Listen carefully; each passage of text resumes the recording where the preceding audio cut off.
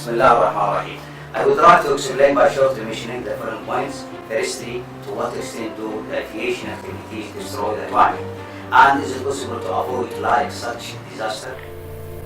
I think this will be achieved if we are ready to deal with the idea of the Aircraft Evaluation Center, which simply encourage the reduction of aircraft engine emissions, which enable the list of emissions to gain to many kilometers of aviation with high rewards and then to reach the point of zero engine emissions. Secondly, this research has been written in Scotland at Hertford University by Saif Ghazi al-Haysuni with high distinction, and it has been adopted by His Royal Highness Prince Major General Pilot Naif bin Abdullah bin Saud bin Abdal'Aziz, to try to save the climate by the task of rewards till we find ourselves face to face with solar power. Finally, the following video will show the importance of this study.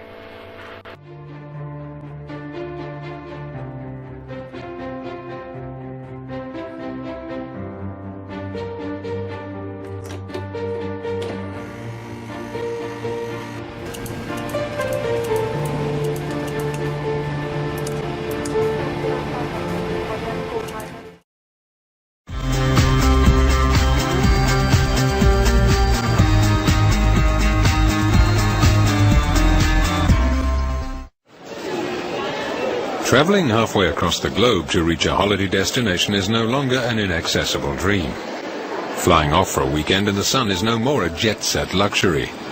As a result, air traffic has risen sharply in recent years, and the impact of aviation on climate change is causing increasing concern.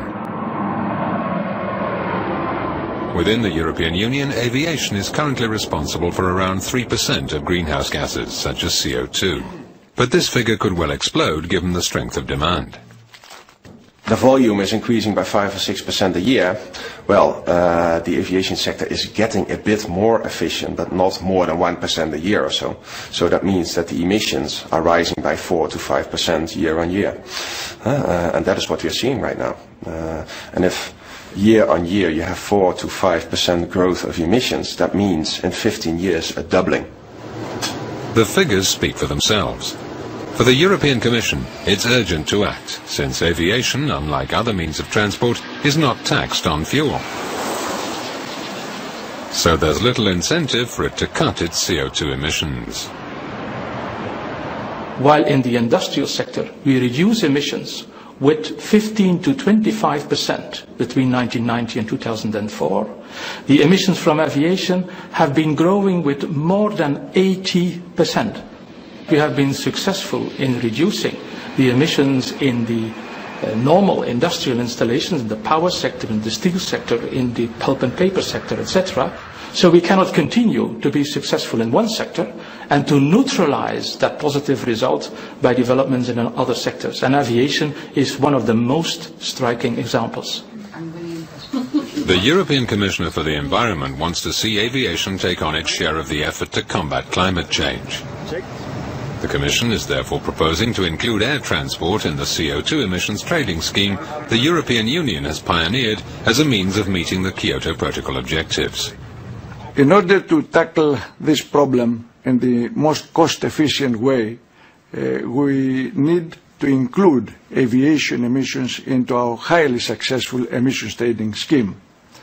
And this will lay also the basis for a global system which will be the answer to the climate change problem in the long run.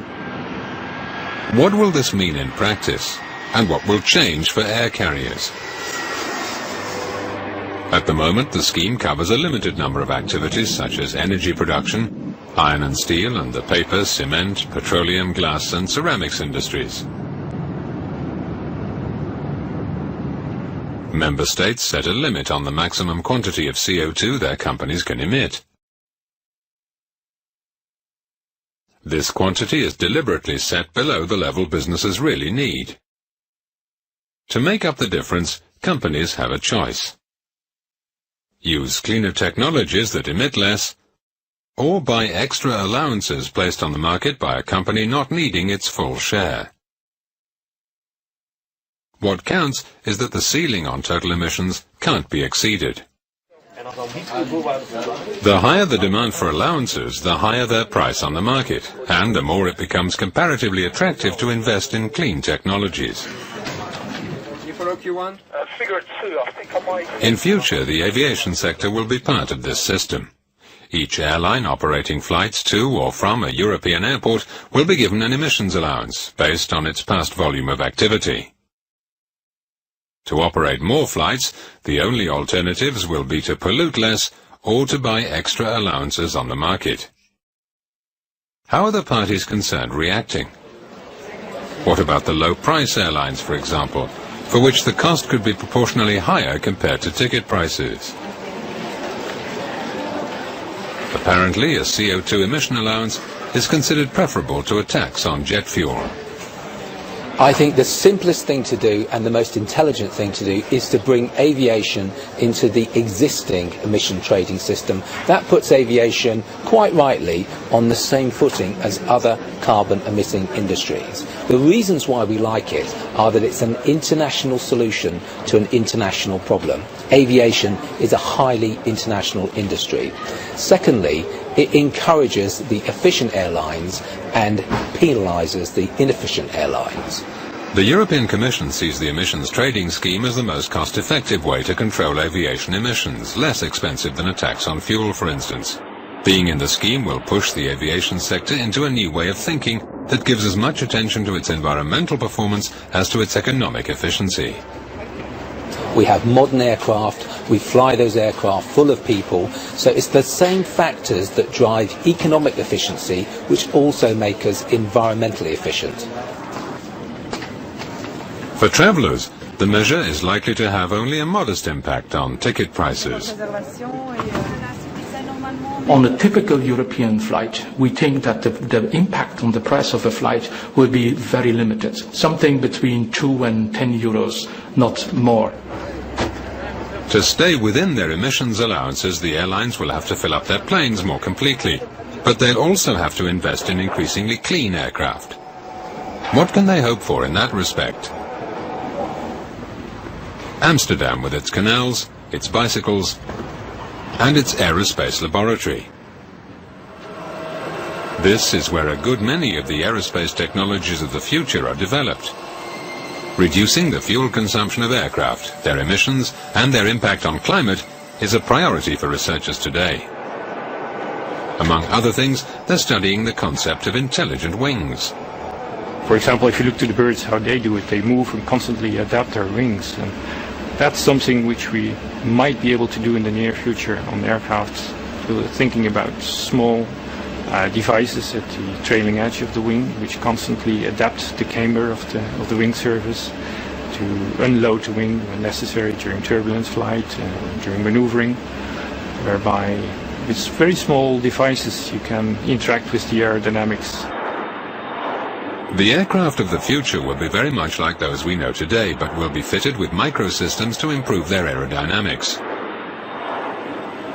Likewise, composite materials will make for lighter and lighter aircraft, directly helping to reduce fuel consumption. It's basically small numbers, but it's many small numbers. There are many areas where you can save 0.5%, 1%, but if you all add them together, then it's quite considerable and can easily be 10-20% in the end. Engines are also becoming more efficient. 1%.